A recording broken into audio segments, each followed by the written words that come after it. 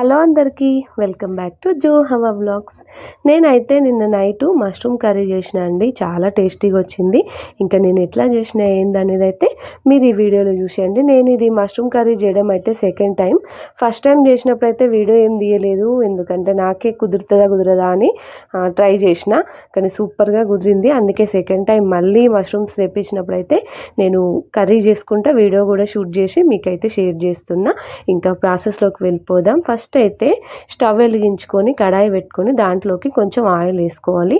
Oil కాస్త వేడెక్కిన తర్వాత ఒక 5-6 లవంగాలు, ఒక 2-3 ఇలాచి, కొద్దిగా చెక్క ముక్క, ఇంకా 2 బిర్యానీ ఆకులను అయితే తుంచి ఈ ఆయిల్లో వేసుకొని కొంచెం ఒక్క సెకండ్ అట్లా ఫ్రై కావాలి.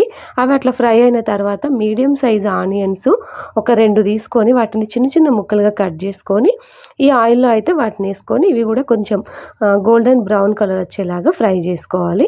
ఇవి ఇట్లా ఫ్రై అయ్యేలోపు మనమైతే మిక్సీ గిన్నె తీసుకొని దాంట్లోకి మీడియం సైజు ఉన్న ఒక 2-3 టమాటాలు, ఇంకా ఒక 4-5 లవంగాలు, ఒక 2 ఇలాచి, కొంచెం చెక్క, ఇంకా కొంచెం పెరుగు, ఒక 10 నుండి 12 వరకు జీడిపప్పులు, వీటిని అయితే వేసుకొని మంచి మెత్తని ప్యూరీ లాగా పట్టుకోవాలి, మిక్సీ పట్టుకోవాలి. ఆ ప్యూరీని అయితే పక్కన పెట్టుకొని ఇంక ఇప్పుడు ఆనియన్స్ అయితే ఫ్రై అవుతున్నాయి కదా, ఇప్పుడు ఇలా కొంచెం ఫ్రై అయిన తర్వాత ఇందులోకి ఒక అర చెంచా వరకు అల్లం వెల్లిపాయ పేస్ట్ వేసుకోవాలి. అల్లం వెల్లిపాయ పేస్ట్ అనేది మంచిగా ఫ్రై కావాలి, ఈ పచ్చివాసన అంతా పోయి ఈ ఆనియన్స్ అల్లం వెల్లిపాయ పేస్ట్ మంచిగా ఫ్రై కావాలి. ఇలా ఒక 2-3 మినిట్స్ కలిపేసరికి అది మంచిగా ఫ్రై అవుతుంది. ఇదిగోండి ఇట్లా గోల్డెన్ బ్రౌన్ కలర్ వచ్చిన తర్వాత మనం ముందుగా మిక్సీ పట్టుకొని ఉంచుకున్నాం కదా టమాటా ప్యూరీ, దీన్ని కూడా ఇందులోకి వేసుకొని ఇంకా ఇదంతా మిక్స్ చేసుకోవాలి. ఒకసారి కలపాలి మంచిగా. ఈ టమాటాలు అనేవి మనం పచ్చి వేసినాం కదా, అందుకని అవి కొంచెం ఫ్రై అయ్యి ఆయిల్ అనేది పైకి వచ్చే వరకు మధ్య మధ్యలో మూత పెట్టుకుంటూ ఒక 5 మినిట్స్ వరకు అట్లా ఫ్రై చేసుకోవాలి. అలా ఫ్రై అయిన తర్వాత ఇదిగోండి మనకు ఆయిల్ అనేది అక్కడక్కడ పైకి వచ్చింది. ఇలా పైకి రావాలి ఆయిల్, అప్పుడు ఇదంతా కూడా మంచిగా ఫ్రై అయినట్టు. ఇప్పుడు దీంట్లోకి మనం ఈ కర్రీకి సరిపడా సాల్ట్ వేసుకోవాలి. తర్వాత కొంచెం పసుపు, ఇంకా ధనియాల పొడి వేసుకోవాలి. ఆ తర్వాత ఈ కారం వేసుకోవాలి. మనం ఎంతైతే కారం కావాలనుకుంటామో అంత మాత్రం కారం వేసుకోవాలి. ఇంకా లాస్ట్లో కొంచెం జీలకర్ర పొడి వేసుకోవాలి.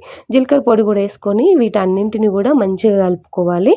ఇదంతా కొంచెం ఫ్రై కావాలన్నట్టు. కారం, ధనియాల పొడి ఇవన్నీ కూడా మంచిగా కలిపిన తర్వాత మష్రూమ్స్ అయితే ఆలుగడ్డ మీద పొట్టు ఎట్లా వస్తుందో అట్లా వస్తుంది ఈ మష్రూమ్స్కి. అది మాత్రం పొట్టు కంపల్సరీ తీసుకోండి. అవి తీసుకొని ఆ తర్వాత మంచిగా మష్రూమ్ని కడిగి 2-3 ముక్కలుగా కట్ చేసుకోవాలి. చిన్నవి అయితే ఒక 2 ముక్కలు, పెద్దవి అయితే ఒక 3 ముక్కల్లాగా కట్ చేసుకొని వాటిని కూడా ఈ పేస్ట్లోకి వేసుకొని ఒకసారి కలిపి తర్వాత ఒక 2 పచ్చిమిరపకాయలను అయితే పొడవుగా చీల్చుకొని అవి కూడా వేసుకోవాలి. ఇంకా కొంచెం కరివేపాకు కూడా వేసుకున్నా నేను. వీటిని అన్నిటిని వేసి కూడా ఒకసారి కలిపి ఒక 2-3 నిమిషాలు మధ్య మధ్యలో కలుపుకుంటూ మిక్సీ మూత పెట్టుకోవాలి. ఇదిగోండి ఆ తర్వాత ఇదంతా ఒక గ్రేవీ లాగా వచ్చి మష్రూమ్స్ అనేవి మంచిగా సాఫ్ట్గా అవుతాయి. అలా అయిన తర్వాత ఇంకా దీంట్లోకి మనకు కావాల్సినన్ని వాటర్ వేసుకోవాలి. నేనైతే మిక్సీ పట్టిన గిన్నెలో కొంచెం వాటర్ వేసి ఆ వాటర్ వేసిన, ఇంకొక గ్లాస్ వరకు వాటర్ వేసిన. ఇదిగోండి ఇట్లా మరీ ఎక్కువ లూజ్గా వద్దు, కొంచెం వాటర్ వేసుకొని ఇంకా వీటిని అయితే మంచిగా ఉడకనివ్వాలి. ఇట్లా ఒక 10 మినిట్స్ వరకు మధ్య మధ్యలో కలుపుకుంటూ మూత పెట్టుకుంటే ఇదిగోండి గ్రేవీ అనేది మంచిగా చిక్కబడుతుంది. మనకి అక్కడక్కడ ఆయిల్ కూడా మనకు పైకి వస్తుంది అన్నట్టు.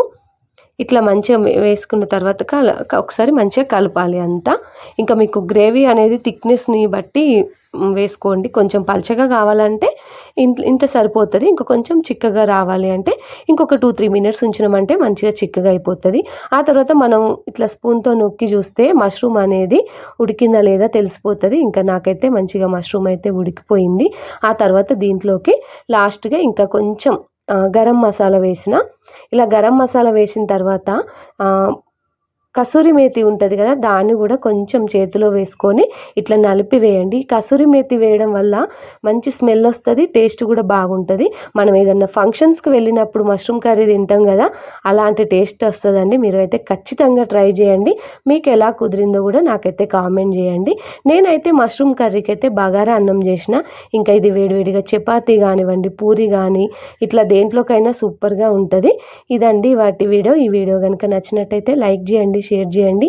కొత్తగా ఎవరైనా మన ఛానల్ని ఇప్పుడే కనుక చూస్తే మాత్రం సబ్స్క్రైబ్ చేసుకోండి. ఇంకా కసూరి మేతి వేసిన తర్వాత ఫైనల్గా కొత్తిమీరతో దీన్నైతే గార్నిష్ చేసేసిన. ఇంకా మా మష్రూమ్ కర్రీ అయితే అయిపోయింది. ఇంకా బగారా కూడా చేసిన. ఆల్రెడీ బగారా వీడియో మన ఛానల్లో ఉంది. అందుకే మీకు ఓన్లీ కర్రీ మట్టుకే చూపిస్తున్నా. ఇదిగోండి స్టవ్ ఆఫ్ చేసేసిన. కర్రీ అయితే అయిపోయింది. మరో వీడియోతో మళ్ళీ మీ ముందుకు వస్తాను.